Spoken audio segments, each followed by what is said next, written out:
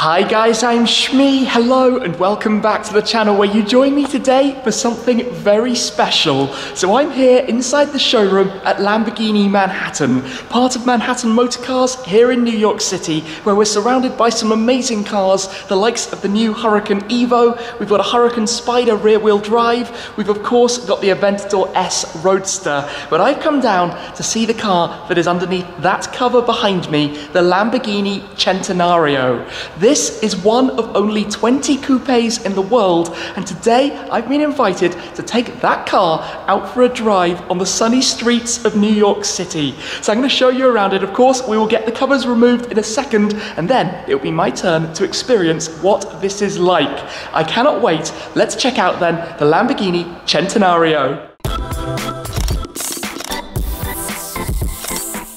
I'm going to be pulling this cover back in just a moment, but even when the car is underneath it, you can recognize the distinct shape. You've got this very low, elongated front nose. If we come around, of course, there's the Centenario badging worn on the side. Up top, you can just about make out that roof snorkel as well. Over behind, you will notice the Bugatti Veyron, part of the Manhattan Motorcars Bugatti showroom, and also in this building, just around the corner, they have the Porsche dealership as well. So we're going to be taking this off in a second, but before I do, small distraction. I always love these, the kids' toy cars, in this case the Aventador SV Roadster, and the SV, or at least the full-size SV, is the car on which this is based. Now in my pocket I have the key, so let's just blink the lights, flash it and unlock it.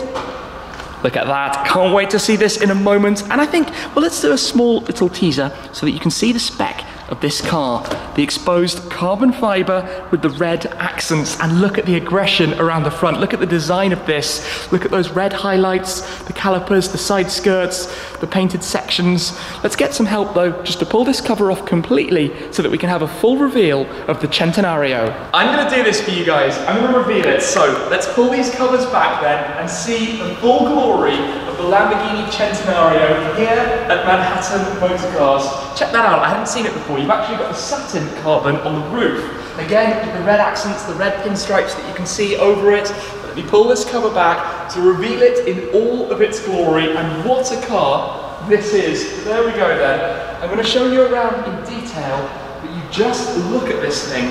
What a special car right here that in a moment I'm actually going to be driving. I'm going to take you then over all of the details of this car, based, like I said earlier, on the Aventador platform. That means we've got the 6.5 litre naturally aspirated V12. In this car, we're talking 770 horsepower and 690 Newton meters of torque. That means 0 to 100 kilometers an hour, 62 miles per hour, is done in just 2.8 seconds. And this car can go 217 miles per hour. That's 350 kilometers per hour. So you've got the four-wheel drive Haldex system. It's got the 7-speed ISR gearbox, again retuned from the Aventador, but it was an opportunity for Lamborghini to bring in some new technology that we now see in other models. So for example, the rear-wheel steering was introduced for this car. You can see also around the exterior the aerodynamics of it, and in fact it creates 227 kilos of downforce at 280 kilometers per hour, and you can see where all of that comes from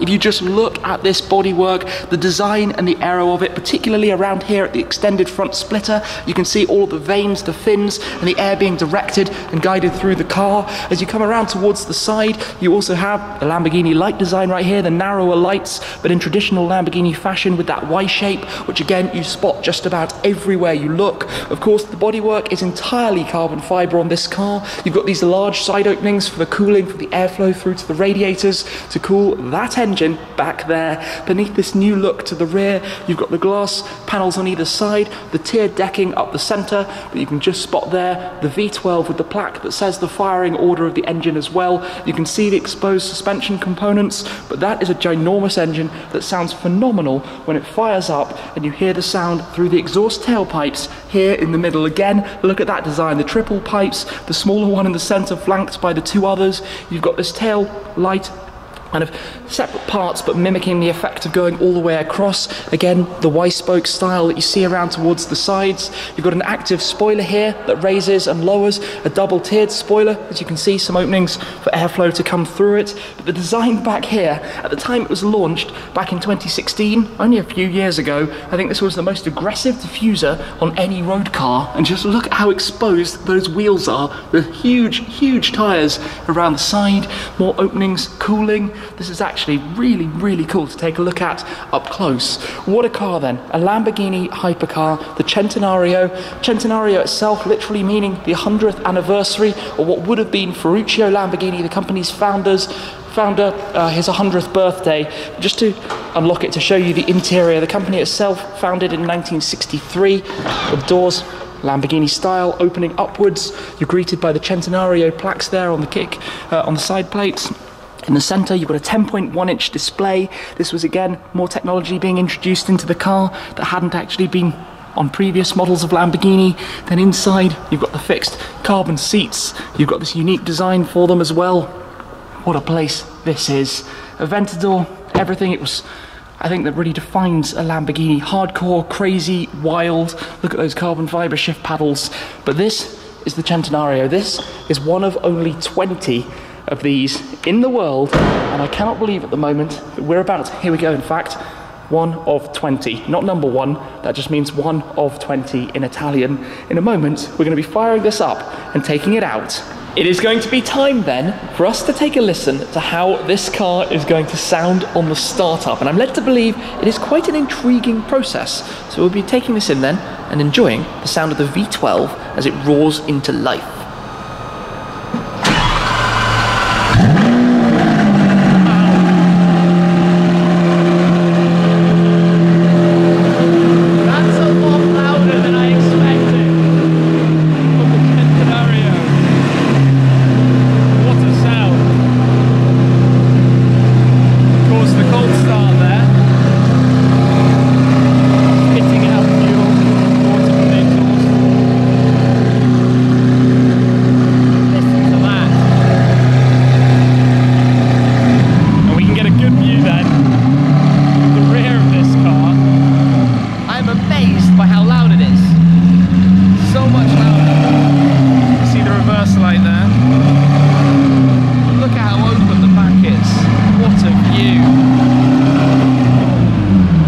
It emerges into the sunshine then, and of course that is an incredibly low front end, but just about manages to clear the dip.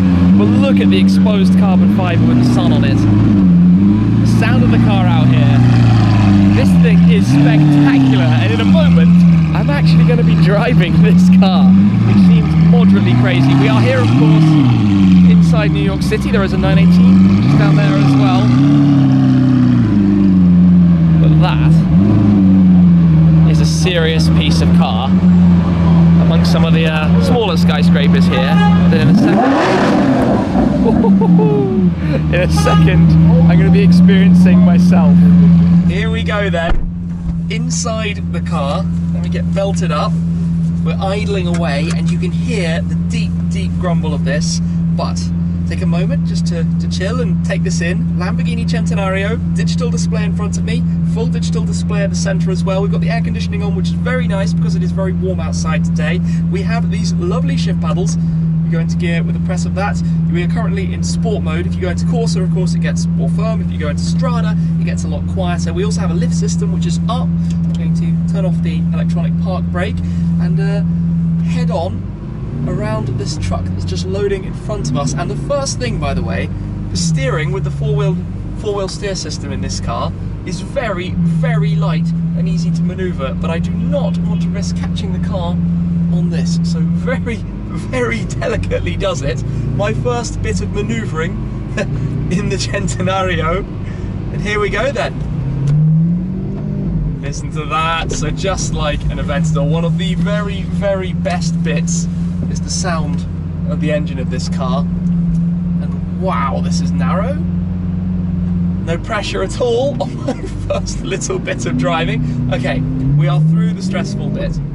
Here we go. Let's pop the lift system back down then and press of the button, see the front dropping down.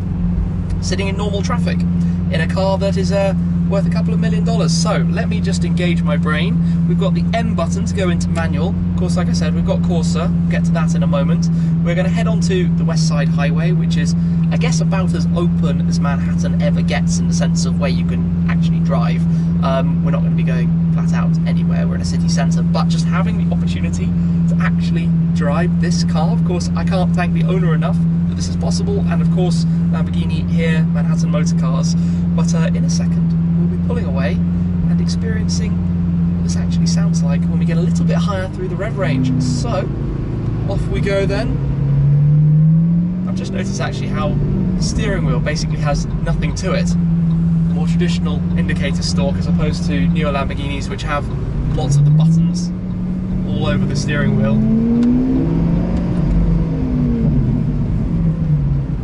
From traffic jam to traffic jam. Alright then, here we go.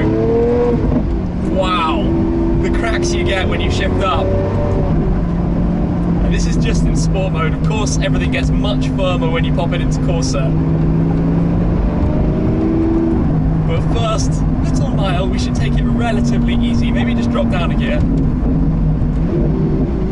You know, this is the thing with Lamborghinis, and I used the phrase before, the Lamborghiniest of Lamborghinis, because it's a bit impractical, it's a bit uncomfortable. In fact, the front storage of this is almost non-existent. But that's not what it's about. It makes a hell of a statement when you look at this car. And I can tell you, driving in it, it's definitely got a lot of event and drama factor, we could say. Oh gosh, just taking it easy, and inside the view that I have in the door mirrors, where I can see those fabulous intakes painted in red as well, those vanes, that's a seriously cool thing that you're looking at while you're driving in the car. The view backwards through the slats of the rear deck, not necessarily the most vision, we could say, in that direction, but again, who cares? That's not really what this thing is for. So let's hear a little bit more sound out of it, getting a bit of warmth into the engine.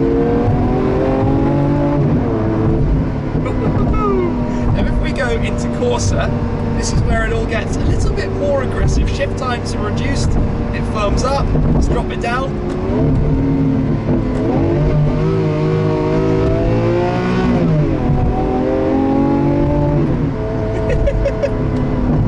I feel very low compared to the pickups and trucks that are around me. Also in Corsa, the rear wing goes up, I noticed. Navigating the bumps of the tarmac here in New York. With those cracks. As we come through a little tunnel, you know what that means? Both paddles.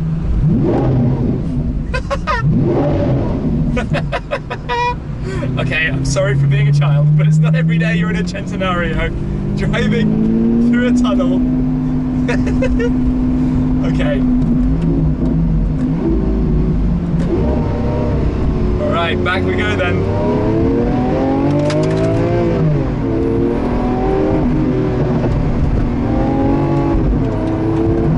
The sound is intoxicating, the traffic not so much. Unfortunately, we do have a little bit of traffic jam now, so that's a different test for a car like this. A little diversion to go around some of the traffic. It is New York City after all, so let's work out where we're going here, over these bumps. You've got to be very careful in this. We're going to do a little bit of a loop around this junction. We've got a stop sign, it is New York after all, and I noticed that I've got a Rolls-Royce Cullinan right behind me, which is probably a much more appropriate car for these kind of bumps that I'm driving over at the moment, although it doesn't help that I've left it in Corsa. If I pop it back to Sport, it will soften up just a touch.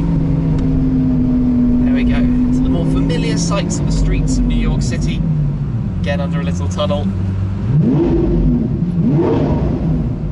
So nuts, the sound of this. The future isn't going to have this. These are going to be the cars when you can no longer get a naturally aspirated combustion engine. And all you're looking at inside here is carbon fibre. Yeah, it's a small cabin, not gonna lie. The pillars across the top are pretty close to your head. Encouraging a bike to give some blips as well. But inside, yeah, it's very cool. Very, very special. Alright then, watching out for these bumps and rough bits. It's almost the traffic light races we get now. Oh, Okay, I'm gonna have to hang tight. I tell you what though, driving supercars in New York, the way you have the traffic lights, especially with very low front windscreens, it's really hard to see them. You have to kind of crouch down to make sure that you can actually have a look at that up in front of us. But we're heading down that way, well, heading south at the moment, back towards the dealership. But that's where many of the skyscrapers can be found of New York. And this is such a strange place to be driving a car like this. But hey, I'm not going to complain. It's a Lamborghini Centenario and an opportunity to actually, I say actually drive would be more kind of on the racetrack, but I'm not complaining. This thing feels ridiculous. And here we are, avoiding the bumps. It's actually surprisingly smooth to drive. The steering is light, it's easy. The suspension isn't too bad. Yes, it's a big car, it's very wide. I'm completely aware of the width of the thing. But this is okay. It's not too bad. And then drop it down a gear.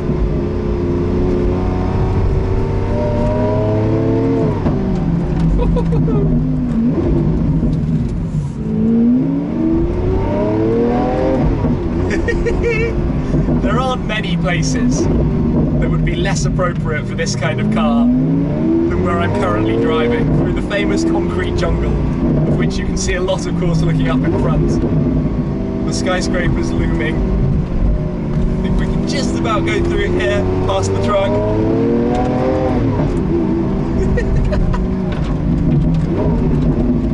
Just so many obstacles to watch out for as well. Taxis, cyclists, potholes, bumps, and just everything that's going on. Sadly though, this is us back at the dealership. We go past Porsche, we'll find somewhere here just to pull over. Significantly less busy than when we departed, but what a thing, what an experience driving in this car. Just wow. And actually, even when you're going really slowly there and just maneuvering a little bit, the steering goes very light, which actually helps you quite significantly. But I can press on with the handbrake, and yeah, what can I say? Centenario, epic. While I'm back here then with the engine still running, let me show you a little bit more around the interior, some of the screens and displays and what I've been looking at. So you have the mode to toggle your different driving settings here, where you have Strada, Sport and Corsa. Strada, the Italian for road or street, Sport mode of course, and Corsa for track or race, which changes the display slightly. You can see to the lower left where it says Strada, we go into Sport and then up into Corsa, and you can also see how it puts the ESC into Corsa mode as well. So you have that great display. Just to give you a small sense of what that's about. Flanked either side by these additional displays. So on the left you have some trip information, your oil temperature and pressure. Over to the right, the Lamborghini logo, your fuel and your water temps as well. The steering wheel with the satin carbon, but all of the interior finish with the red stitch that you have around. These elongated shift paddles, great paddles, really long, fixed to the column, always easy to find. But then the indicators, which are kind of slightly awkward, just down behind a little bit low, those are a little bit fussy, I'm not going to lie. You've got these small door pockets as well to put some things in, the grab handles to pull the door back down, your mirror controls down here, but it's all Alcantara, stripped straight down to the floor, the carbon fibre you can see in the footwell as well from the monocoque around the car, sitting inside that tub. In the centre console you have this large screen, the 10.1 inch screen. If for example I press car here, you can see a bit of the aerodynamic load, you can see the tyre pressure information, you can see some speed and torque data, gives you some charts and things as well. You've got track telemetry built in, we've actually got the whole track telemetry cameras you'll spot just there behind my shoulder, also on the exterior of the car that are recording what's going on, and then just behind of course you can see inside the engine bay underneath that strut bar. But it is proving to be a little bit busy I guess out here. Then you've got a few other things, your normal info, settings, always go back, touching down at the bottom, changing various bits and pieces, your navigation, the things you'd expect to find inside the car. A few toggles down here, so this is the lift system button, you basically press it once to lift up the front and it puts the nose up and gives you an indication just there as well. Navigations are loaded up, I'm just going to close that for a second and put the car actually back down. But other than that, I think all fairly self-explanatory. You've got the button here for the rear spoiler if you want to put that up independently, manually. Then you've got some USB ports, your reverse button. This is the fighter jet style start-stop button, And back there, I think just a small little pouch, maybe you can squeeze some things under there, your mobile phone or that kind of thing. And behind, look, it's got a child seat attachment as well. The carbon fibre bucket seats with the special interior inlays and trims for the Centenario. And yeah, what an incredible thing. What a crazy car. But it will, sadly, for me at least, be time to flick this up and turn it off. I've left it in neutral. You should turn the car off in first gear. We've definitely got some people outside who want to move a little bit, so I better go see if that's got anything to do with me and go from there. Back into life, we're just going to have the car move slightly so that it's out of the way of the traffic with all of the trucks that are pulling up. Nothing to do with us, and originally this was actually coned off for some other things that have been going on here. It just means we get to see and hear it from the outside for a second and enjoy those burbles. Gathering a lot of attention, unsurprisingly, when you park a car like this anywhere out on the streets.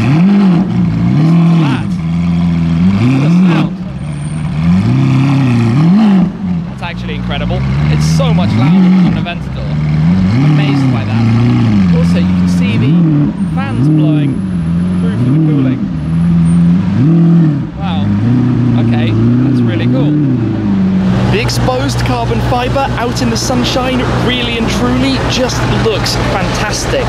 But I tell you what, one thing I noticed while I was driving the car was the view in the door mirror that you have of those red louvres, of course accentuating the openings, the size of the intakes and cooling. And as you look around it, you actually spot many more of these areas. For example, here, more cooling coming through.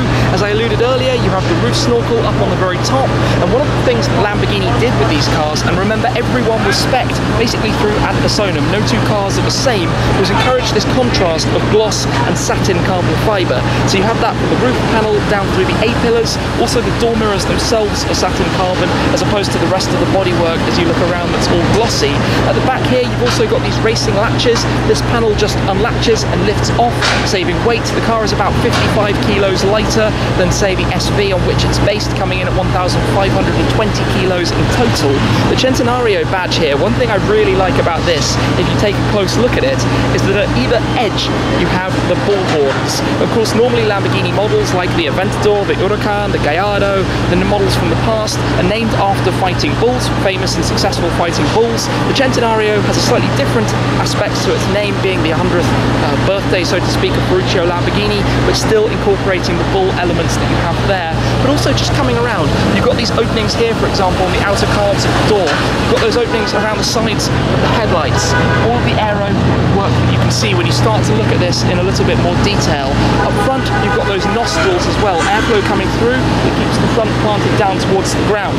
If I just come through actually to open up the front, you've got the lever just down there, which releases catch at the front, and then there's another clip just underneath which you pull.